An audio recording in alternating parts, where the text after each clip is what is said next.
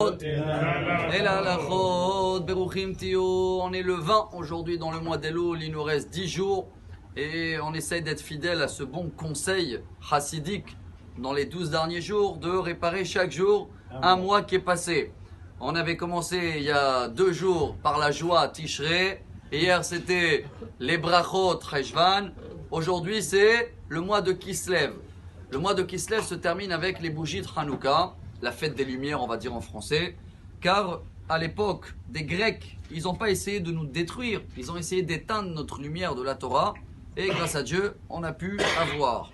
Ce qui veut dire qu'aujourd'hui, je vais essayer jusqu'à le Kiddush ce soir, en regardant les bougies, travailler un peu les yeux avec tout ce qu'on a dû fauter cette année, la façon de voir les choses.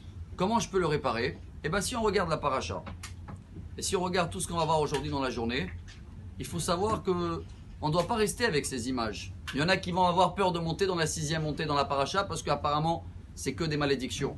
Mais Rabbi Akiva, à la fin de la Gemara Makot, page 24, lui, quand il a vu un renard qui sort de ce qui restait des ruines du temple, il n'a pas su regarder et pleurer.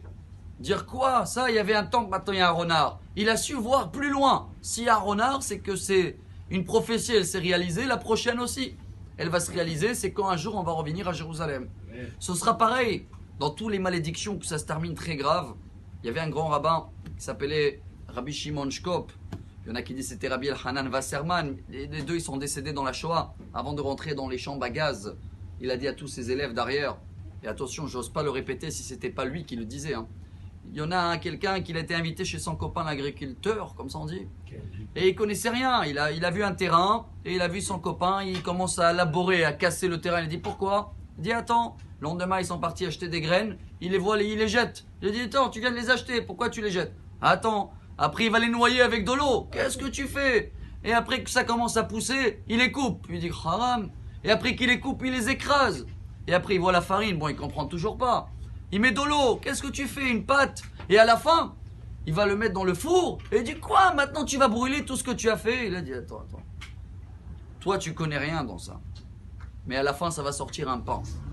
Imaginez-vous quelqu'un avant de rentrer dans la chambre à gaz, il arrive à voir 70 ans plus tard qu'il va avoir un état d'Israël, qu'il va avoir une délivrance. Nous on comprend rien. Alors si on veut réparer quelque chose aujourd'hui, et on va le faire aussi au nom du Rav Sitruk, la Iloula lui c'est dimanche, le 22 Elul, qui nous disait que quand on regarde les bougies de Shabbat, on doit se rappeler que notre âme, elle arrive d'en haut, on a une âme supplémentaire.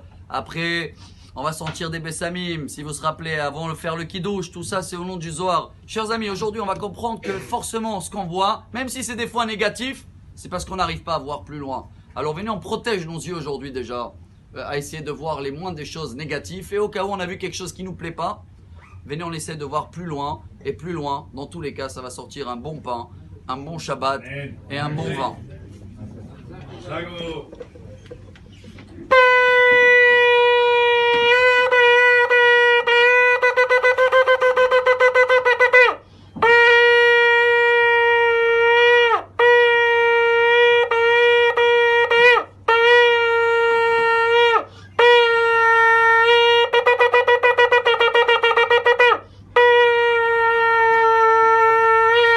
Shabbat Shalom. Amar Rabbi Elazar.